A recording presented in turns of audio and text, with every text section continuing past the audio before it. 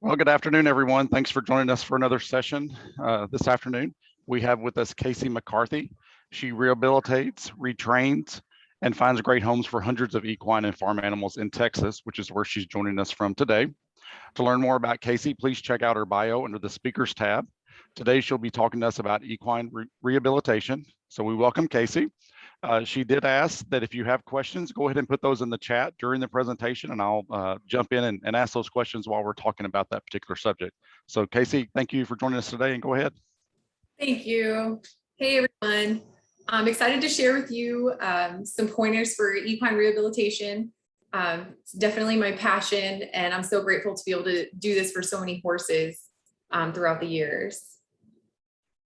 So here at Houston SPCA, we have an amazing cruelty investigations team, and most of the horses that come into my care come through them. They're either seized with a warrant or they are a compliance surrender, which means that we had a complaint, our investigations team went out, and the owner decided that it would be in the best interest of the animal to surrender to us.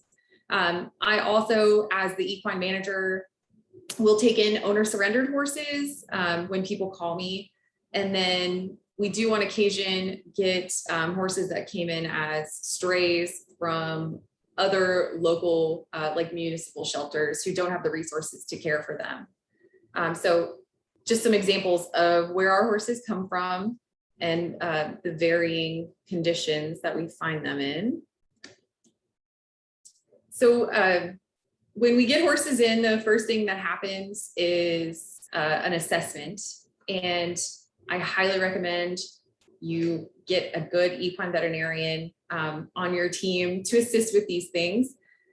We are very fortunate to have staff veterinarians on hand, but we do also have some local veterinarians who will donate their time to us and come out and help if we have, a case that our veterinarian would like a second opinion on.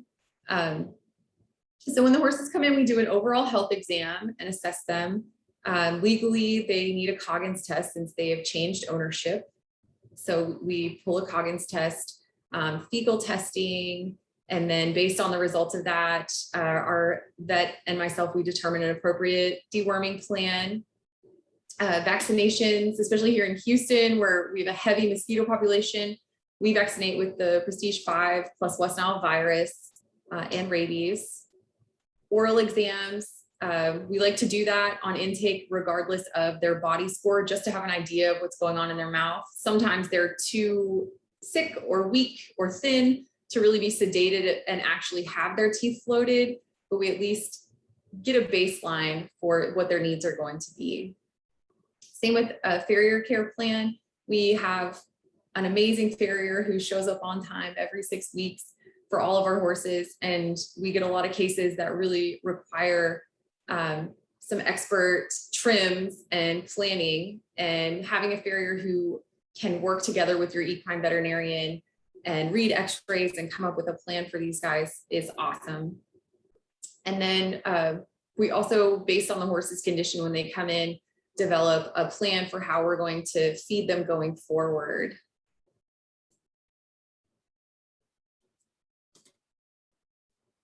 So during the exam, the way that we categorize the horse's health is through the Henneke body condition score chart. So this condition scoring is one on a level of 1 through 9. 1 would be extremely emaciated horse, and a 9 would be extremely obese, which we do on occasion get those. Typically, you want your horses to be in the 4 to 6 range. So using this chart gives us a good baseline for not only when our veterinarian and our investigators go to court to prove cruelty, but also to make a plan for the care while the animal is with us. If they need to be refed, if they need to be on a diet, if we need to just maintain where they're at. This is the way we do it. So as far as refeeding, this is typically something that happens with horses that are a body score of 3 or lower. And it is very it's a very important part of what I do to rehabilitate horses. It's probably one of the main ways I rehabilitate the horses that come through here. Starvation is incredibly common. And one thing that I can say that I've had great success with rehabilitating horses in bad shape. So the standard for refeeding is going to be the UC Davis refeeding protocol. And that is, it's well researched and documented. It uses alfalfa hay to refeed horses, and that has been determined to be the safest method of refeeding with the most success and the least amount of issues. I will say that the UC Davis refeeding protocol is a bit labor intensive depending on your organization's setup, your staffing, things like that. It is something that we try to adhere to, but we've begun feeding more of a modified version of it that fits our needs. And we still have great success with it. Typically, for the first 3 days that you have a starved horse in your care with the UC Davis refeeding protocol, you're going to be feeding very small meals, like, very small handfuls. It's based on the horse's weight, but multiple times a day. So every few hours, you're feeding this horse a small amount. And what this does is it helps them slowly kind of recalibrate their systems. Alfalfa is really high in sodium, really great for horses lacking in electrolytes, things like that. So you want to start slow. We feed alfalfa. We also feed Munster Life. That's the name of the feed that we use. And it is an alfalfa-based steam extruded feed. And the way it's processed is it's not like a typical grain. The fibers are broken down and then it looks more like a dog kibble. I have found that this feed is a really excellent way to get a good amount of calories into a starved horse safely. Even horses that have missing teeth or issues chewing, they're able to just kind of masticate and their saliva breaks this feed down really easily. I've been using it for years now with great success. If you can't find Munster, there's other brands that are similar formulations, such as Thrive Feed that I listed and Total Equine.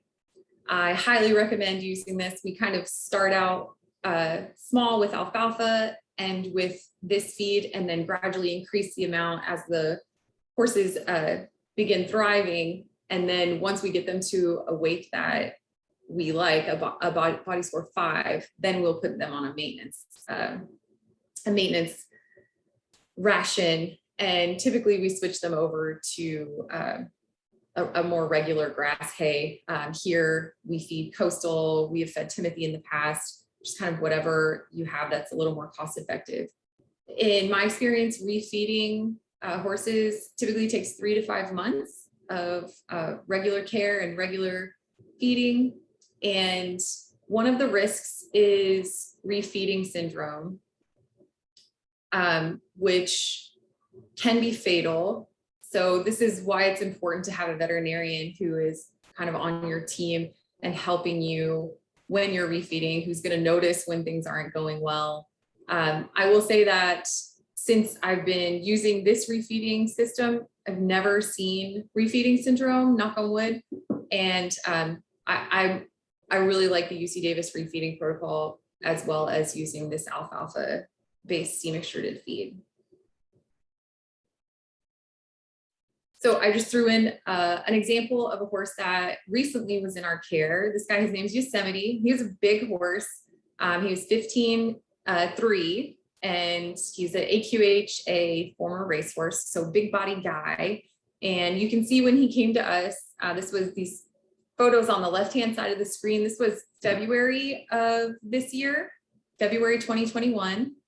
And we put him into our refeeding program. And the photos on the right-hand side are actually from last month, from July. So this is the progress that I was able to achieve with this sweet guy in 5 months' time. And, once we get them up to weight, we start working with them, groundwork, riding, things like that, and just building up their muscle. Sometimes, they need extra hoof care, things like that, because they were lacking nutrition for so long. But overall, this is a pretty typical representation of the rehabilitation that I'm able to do with the resources I have. Another big part of rehabilitating horses is not only getting them healthy, but it's also giving them better skills, better manners that in the long run are going to make them more sought out by adopters. So when we get horses to a point where they're healthy, we put them into work. So the first thing we do is evaluate the skills that they already have. Sometimes we do get horses that come to us well trained. They just fell into a bad situation. And so we take them out and we start with ground manners, the basics, like, can you stand tied? Can we groom you? Can we pick your feet up? Things like that, like just things that your normal average adopter is going to want to do with a horse that they take home. And we kind of document what they're good at, what they need work with, and then we make a plan for each horse based on the skills that they have. So the main training that we do here is lots of work with ground manners.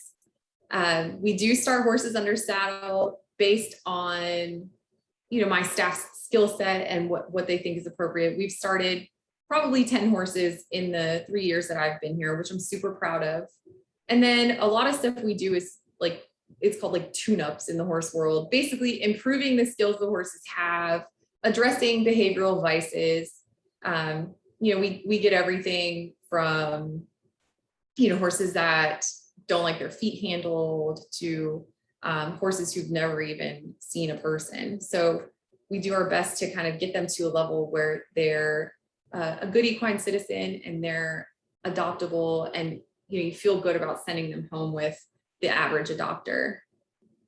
And we have found that since we have started really addressing these training needs, we have begun to develop a reputation with the horse people locally, and really the caliber of adopters who are interested in our animals has really improved. And we're starting to get more and more people who are really savvy and know their stuff, know how to care for horses, to become interested in what we're doing and want to adopt from us, which has been really great.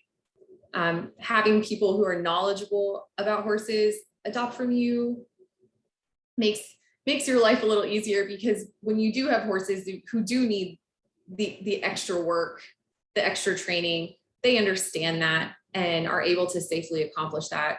Whereas sometimes we do attract adopters who have a really big heart and they just want to help, which is awesome. But sometimes we don't have horses that really are at the beginner level for those types of adopters. But with work and training, we can get them there. Casey, we have a question. It says, is being feral the right term for some of these horses? And how do you even begin to help a horse that has never been touched? Oh, yes. So feral is absolutely the right term for some of these horses. We recently committed to taking in a herd of 35 Pasafinos that it was kind of a hoarding situation. The owner really enjoyed these horses. I think there was some mental illness mixed in the mix in this situation. And she became sick and elderly and was not able to care for them. So I recently took in 35 horses that were definitely feral. They had seen people. She would feed them, regularly and mosey around, but they had never worn a halter. They'd never had their feet done, never been groomed. And these are very difficult horses. But we do our best with them. So how do you even begin to help a horse that has never been touched? It just takes a ton of patience and a ton of time. With these guys, we work them up medically first with a chute system. So we're able to run them into a chute system that can restrain them, so we can get those vaccines on board, get the coggins going. And then after everybody has been medically cleared for work, we start with just being a presence, getting them used to interacting with us, having people around, and then start building that relationship from there, either by hand feeding, petting, things like that, working with ropes, working with halter, just getting them to see those things. And then we go from there. Sometimes these horses are beyond a level that we feel comfortable training or working with. Ultimately, the goal in our program is for these animals to be adopted. We're not a sanctuary. So when I do run into horses who are just behaviorally beyond a level that I feel will be adoptable to the average adopter, I do reach out to sanctuaries that have available space. And then also euthanasia is always an unfortunate decision that has to be made, but one that's going to keep these horses safe and also people in the future. So I could go on and on, Joe, about how to begin touching horses that had never been touched, but ultimately it's a lot of patience and honestly a lot of skill. If you're a novice, those are not the horses that you should be starting out with. And what I'll talk about in my next slide is kind of resources for organizations when you do end up with horses like that. So one thing that I'm really proud of is we are a part of the Humane Society of the United States. They have a program called Forever Foundation, and it is a program that was developed geared towards rescue horses. So one thing that was found in the equine rescue world is a lot of wonderful people with big hearts who want to help these horses that have gotten a bad deal, but they don't necessarily have the best skills for training. So Forever Foundation is it's a video series that was filmed by a trainer. His name's Trevor Carter. And it's a series of videos that he has put out that are geared towards rescue horses. And it's everything from very simple things like cleaning a stall safely, grooming your horse safely, teaching them to lead on a halter, all the way up to very advanced riding maneuvers, starting horses under saddle, yielding forequarters and hindquarters, things like that. And I love this program because it works really well for all types of organizations. I'm lucky enough to have a team of staff that come every day. But a lot of organizations, have to rely on volunteers or have to rely on fosters. And this works just as well for volunteer-based and foster-based. These videos are for all levels of people and really build your skills. And you make a ton of progress with the horses. They're also a resource. One thing that I love is we watch the videos and we participate in the training challenges that they put on, but we're also able to send videos to Trevor if we're having a difficult horse, a session with a difficult horse, and we're kind of stuck and stumped on where to go from here. I can take a video of the issues I'm having and send them to him, and he will send me back suggestions and a better plan on what I can do to get that horse where I need it to go, which is so cool. And also they host in-person clinics multiple times a year. So we're able to hone our skills all year long through the videos and the challenges. And then once or twice a year, we're able to actually be there in person with Trevor Carter and other trainers from other rescues across the US and really build on our skill set that we've developed the whole year. So if anyone has any more questions about that program, I could talk forever about it. I'm so proud to be a part of it. And the way it has changed my horsemanship and the horsemanship of my team is astronomical. So on top of being a part of Forever Foundation, we also do have skilled volunteers that will come out and assist with training horses. And I've just recently started kind of experimenting with foster trainers. There are local groups here who everybody that they work with is foster trainers. And I think it's such a cool program where someone who is a skilled horse trainer can foster one of your horses at their facility and build up their skill set. And then either a lot of times these people will find adopters for you, just having that horse at their facility and people getting to kind of watch that horse improve in the care of that trainer. So this is something that we've just started doing, and I've had success just getting these horses out into, a more natural, environment at a horse farm with regular people, things like that.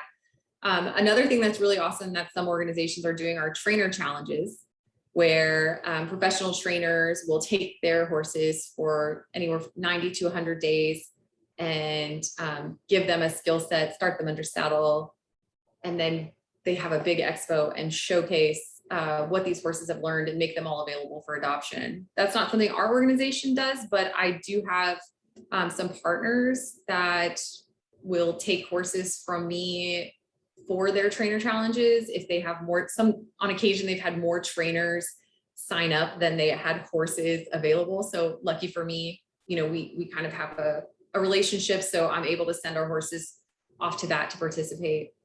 So these are just some of the ways that we get our horses' skill set improved and make them more adoptable. So as far as networking, that's a big part of what I do. Like teamwork makes the dream work when it comes to equine rescue. I'm so grateful for all of the friendships I have made and the professional acquaintances that I have, who, whenever I get in a huge group like these 35 feral Pasafinos, I had a couple of groups immediately step up and say, hey, I'd love to help you with these horses, which is huge for us. So one way to start networking is look for breed specific or species specific organizations that could be helpful to you. For example, I work really closely with a mule refuge in San Angelo, and anytime we get in a difficult mule, I'm able to contact them, and 9 times out of 10, they're willing to take that mule into their program.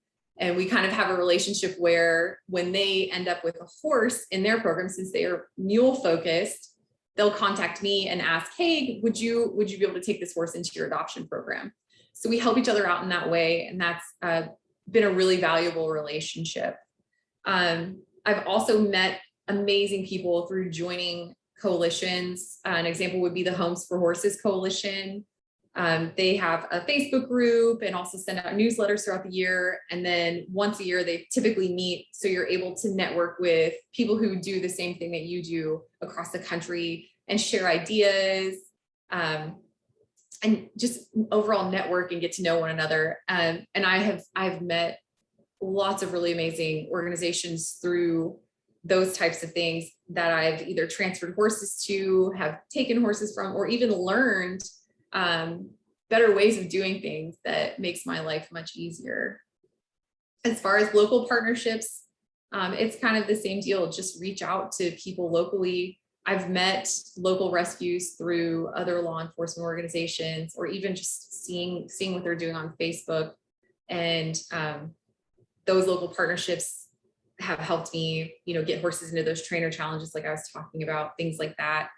And then there's a really awesome organization called Fleet of Angels that does hay grants for rescues and also private people. And they also have kind of a trailering network of volunteers who are willing to do horse shipping around the country. So if I had a horse that I wanted to transfer to another organization, or I had an adopter who was out of state, that is an option to use to kind of make those things work. So networking is a huge part of what I do, and I'm so grateful to be able to meet these people.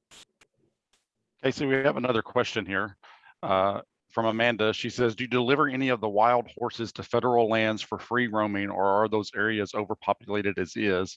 And are you able to talk a bit about population management of horses on federal lands? So as far as horses on federal lands, that is kind of outside of the jurisdiction I operate within.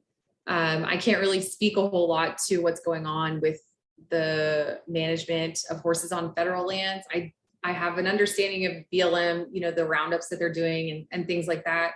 I don't personally ever send any horses to federal lands for free roaming or anything like that. Most of the networking that I do is within other rescue organizations who are getting horses from cruelty situations, similar to the work that I am currently doing. Is that helpful? Does that answer your question? I'm just not super savvy on BLM and things like that. I'm sorry, I can't be more helpful in that area. They send back and say thank you. Thank you. So that is my presentation. I try to keep things brief so that we can I can answer questions as they come up. A lot of this stuff, is not black and white. There's a lot of gray area in what I do. And, this is my email. So if anyone has any questions or ever down the road, you need advice or have a horse you need help with, things like that, I'm more than happy to offer any assistance that I can. Ultimately, I'm here to help horses in any way possible. Okay, we do have a question that's come in. Do any of your horses end up more as pets than pleasure riding, working equine? And what are your adoption criteria?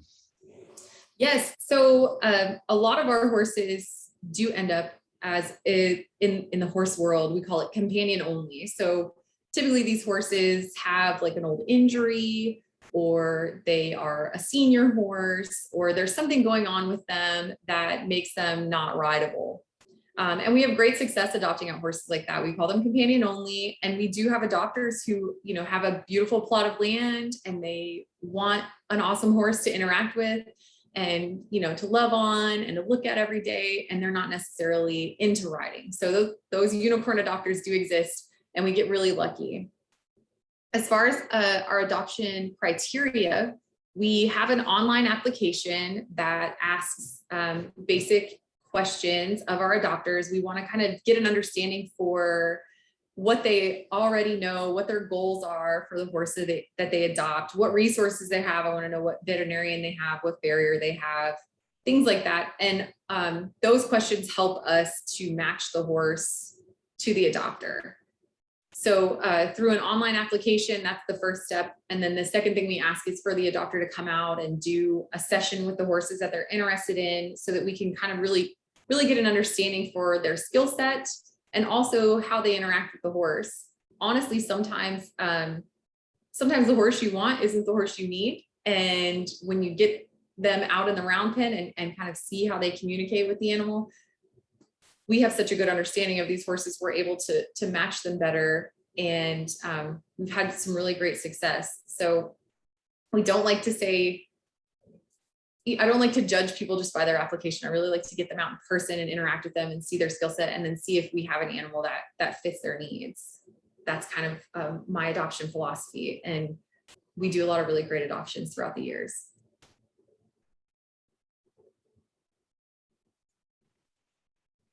Does anybody else have any questions they'd like to put? Oh, here we have one.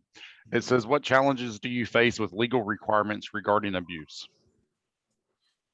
So legal requirements regarding abuse. I will say, the laws in Texas here are pretty lax. And I think that the challenges will vary based on what your local ordinances are and things like that.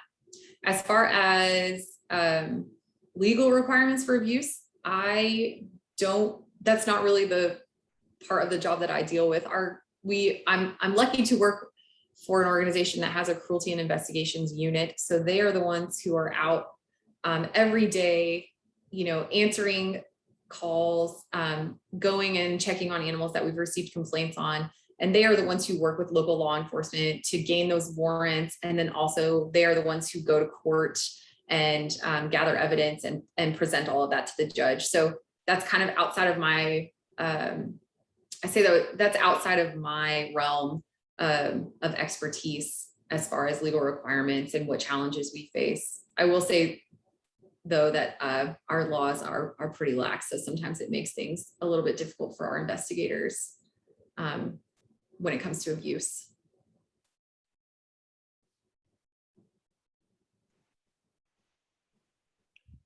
Okay, I'm not seeing any more questions coming in through the chat. Got a lot of thank yous and thank you for the information and all those things. There were several of those that said thank you for your presentation. So we sure do appreciate that you joined us today, and we'll go from here. I know you got to get back to work. I know you said that you had a pretty hectic day thus far already, and I know you got to get back to it as well. So yes. thank you for what you do and taking time out to join us. Oh, thank you for having me. This was awesome. You're welcome. All right, take care.